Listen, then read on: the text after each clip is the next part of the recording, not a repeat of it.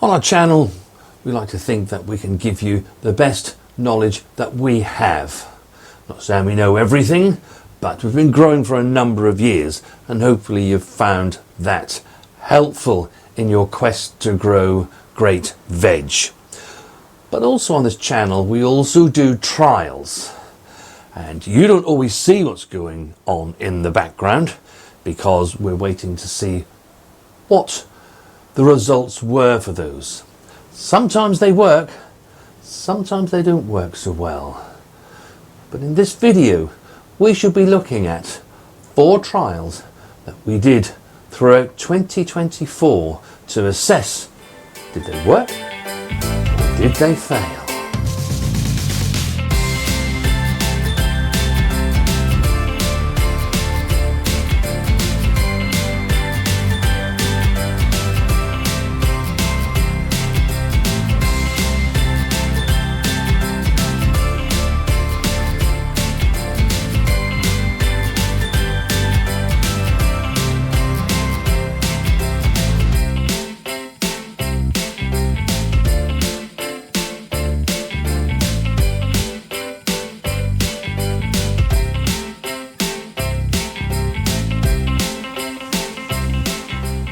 We decided we wanted to grow some carrots in our Vegegar raised bed. The most major pest of carrots is the carrot root fly. I saw something on a gardening forum on Facebook a couple of weeks ago where somebody had a picture of a carrot and was asking a question of, what's all these black holes and black pieces in my carrot? I'm afraid, sir, you had carrot root fly. We do grow carrots in the ground, especially earlier in the year, but we always keep them covered. The carrot root fly sort of becomes active May time, and it has 2 generations. So you can sometimes miss the first generation by planting them a little later. However, they do lay their eggs, and so they can then hatch and go after the next wave of carrots that you plant. The other thing is that, according to the information that I've read, they can only fly about 18 inches. Now, I know 1 or 2 of you have questioned this and saying that they can fly higher. Of course, it's your experience. Now, this raised bed is about roughly 2.5 feet, Mrs. W tells me. So we decided to test it out and see what happens if we grow, for us, which are our main crop carrots. These carrots will sustain us through December, January, February. And we haven't found any kind of carrot fly or anything, have we, Mrs. W? No, they have been really clean, clear. Really nice crop, aren't they? Yeah. And this is a variety called Eskimo. We grow this most years. What we don't do is get large carrots like this in the ground. We get good carrots, don't get me wrong, but they've never been as big as this. No, they haven't, no. And so consequently, what you don't have to do is to pull so many. A couple of carrots and you've got a really, really nice meal there. And as you can see, it's not been gnawed away or anything. And I'm not exaggerating when I tell you that every carrot we've pulled so far has not had a trace of carrot root fly, has it? Nope, it's been really good. So that's been a real success. That one really succeeded. I shall grow our main crop carrots in here every single year. I might be unlucky next year and we might get a touch of it. But I'd like to think you wouldn't see as much of it as the ones that would be in the ground. Remember, main crop carrots you plant in June, you start harvesting late September and into October. They're in there a long time. And that root fly can be active, if it's not cold, all the way up until November these days now. So they're in there for such a long time. We don't actually see so much of it on our first plantings of carrots, because literally within 10 to 12 weeks, we're pulling them they're actually not in there for very long at all. We want young, sweet, juicy carrots at that time of the year. Whereas these have to be in there to get to the size that you want. My only other tip that I can offer you if you're sowing carrots for the first time is to try to sow them as thinly as possible. It's hard. Even I don't get it right all of the time. But you'll see even here where I've sown the carrots, some of them are actually quite close. I actually no longer bother to thin them out anymore. If I get a small one that comes up, well, we've probably got a small one here somewhere. This is a small one. Look, this is next to a really big one. Well, that's what it is. At least it doesn't have the carrot root fly, and I can still eat that. Now, I'm not saying that you have to do that. It's just something that I do. I try and sow them as thinly as possible. If they were closer than that, of course, you're going to get a really, really small carrot that probably isn't worth eating. But if you can just sow them as thinly as possible, or I can loan Mrs. W out for £50 an hour if you want, because she's really good at doing that. Now, in all seriousness, it takes quite a number of years to be able to get to the point where you get your sowing more or less just as you want it. Now, the next thing that we did was to think to ourselves, how can we actually grow some really good main crop potatoes without using up all of the land we have? If we wanted to have any chance of actually feeding ourselves with main crop potatoes until the new ones kick in, we'd probably need to use all 4 plots. Of course, we don't just want to eat potatoes. So probably 3 years ago, we embarked on a journey of growing our potatoes in tubs. They were 30-litre tubs. And by the by, it's been quite successful. Sometimes the crop is a little on the small side. And of course, as I said a couple of videos back, we planted some potatoes that we hoped would be ready for some new potatoes at this time of year, Christmas time. They all got blight. No potatoes from those. And that's happened to us the last couple of years now, hasn't it? Yes, we didn't see so much of it earlier when we used to grow them a few years back, but over the last couple of years, blight has struck in September, hasn't it? Yeah, both years. And of course, if you're growing main crop potatoes, you'll have grown those potatoes for all of that time, only for them to suddenly be hit by blight. And they might only then be actually starting to bulk up. Because although with main crop potatoes, just like your new potatoes and second earlies, once they flower, there is a potato there.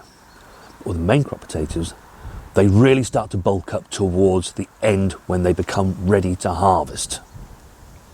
Last thing you want is those to get blight and all the tubers are destroyed.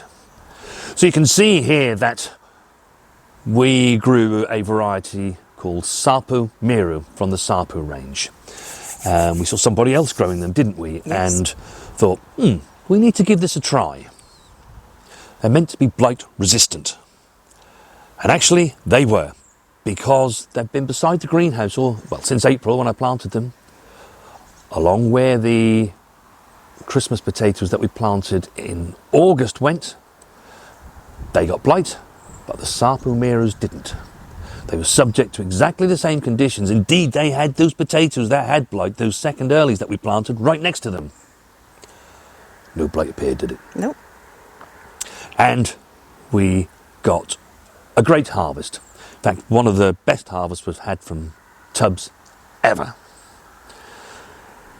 So that was another success. And I said to Mrs. W, we are going to grow Sapu Miru for our main crop potatoes, or at least something from the Sapu range, where they're just that bit more protected from blight.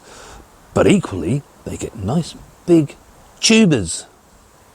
We all want that. So that was our second success of 2024.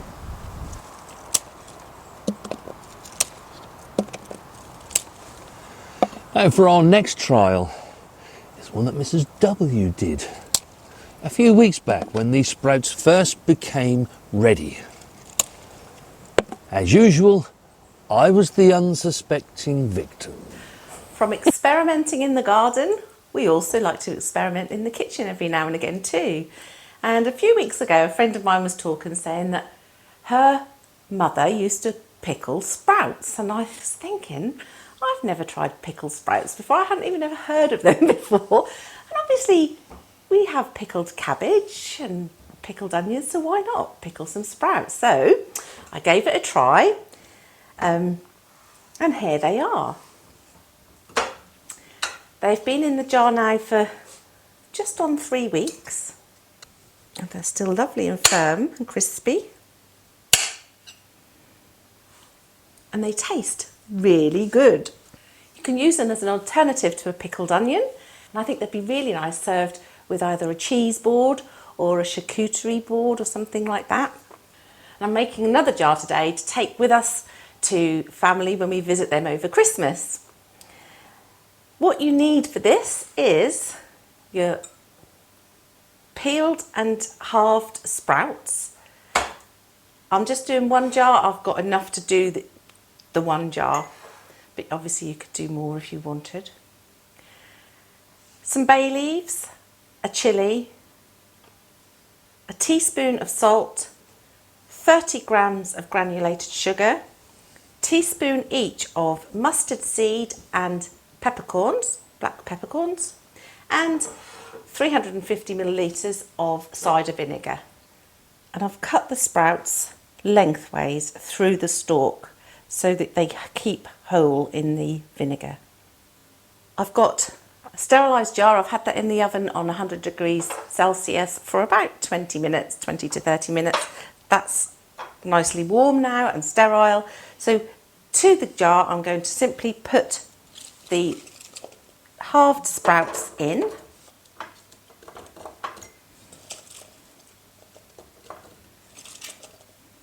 I'm just going to slide a couple of washed bay leaves down the sides.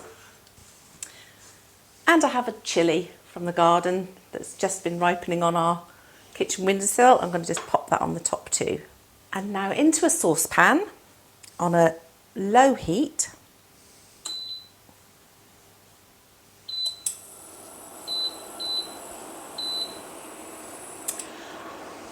You add your 350 ml of cider vinegar. I think you could use other sorts of vinegar. I like the cider vinegar. It's got that slightly sweeter taste.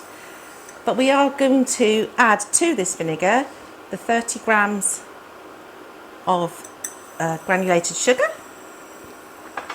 teaspoon of salt, and the teaspoon each of mustard seed and black peppercorns. You could use coriander seed. I haven't got coriander seed. I'm just using the mustard seed. And then over a gentle heat, just bring that to a slight simmer, just so that the sugar and salt can dissolve into the vinegar. As you can see, we've got a nice little simmer going on there, and the sugar and salt has dissolved nicely. So we can turn that off, and you just simply pour that onto your sprouts that have been nicely packed in the jar.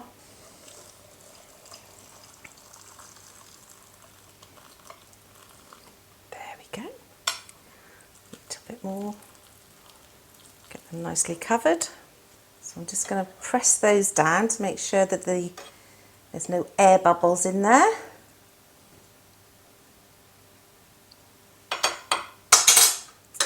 You just simply seal that up. And as this now cools, this will form a vacuum, and this will then keep unopened for up to a year. They'll be perfectly fine. Once you've opened them, you need to probably eat them in sort of 4 to 6 weeks. The other thing that we wanted to see was, do we actually need to harvest all of our potatoes, and do we need to put them into sacks and they're all right? Now, it's no secret on this channel that one of Mrs. W's favourite potatoes is the variety Charlotte. Oh yes. They are an amazing potato with a gorgeous taste. But if you try and keep them after you've harvested them in July, August time, not that it's awful, but the skins all go hard, don't they? Yes. You can no longer get the skins off with your thumbs. So we thought, okay, we know we can grow the potatoes in these tubs. We can grow them all earlier in the year, but rather than actually putting them into sacks, let the skin setting and hardening up, what would happen if we kept them in their tubs? Well, I can assure you that every morning I've got up this week, there's been a frost. And some pretty good ones at -4. So this will be a real test for them.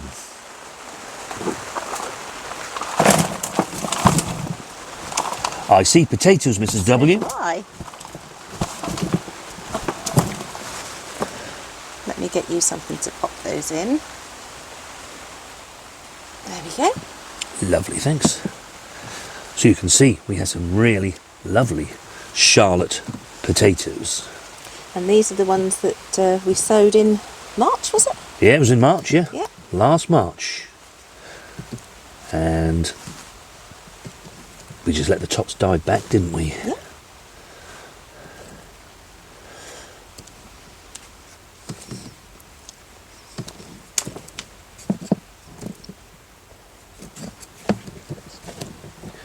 And of course these are second earlies, so they don't get hugely large. It's not the idea of them. Although Charlotte, and we have grown them in the ground before and got some quite large tubers, haven't we? We have. But I don't need them large. These are grown for their taste. But of course, had these been stored in sacks, the skins would now be set, well and truly set by now. Poor old Mrs. W would have to be peeling these. There probably wouldn't be a lot of the potato left. But They will just scrub up lovely. there you go. Yeah. I'll just get my little veggie brush on those, give them a wash. Oops. Lovely. Oh, nice little summer bonus in December. Do let us know if you've done any trials this year and what were your results. Have you got some knowledge that you can impart with myself and Mrs. W that we can perhaps have a look at during the next growing season of 2025? Do make sure you subscribe to the channel, because not only we do trials over the course of a year, we also give you updates from our garden, when we sow things, when we plant things, how to grow. That's been a really popular series, so do go take a look at that, as well as some amazing recipes that we put out there from Mrs. W. But also, as important is to ensure that you do click on those bell icons, because then in that way you'll be informed whenever we upload a video, no matter what the subject may be about. Now I have to say, probably one of the most valuable things that we've done this year is the potato trial, because I now know that myself and Mrs. W can grow potatoes for most of the year just by sowing them at different times. And we shall be going through all of that next year here on the New Dig Norfolk Gardener channel. Have a great gardening week. We shall see you all on the next one.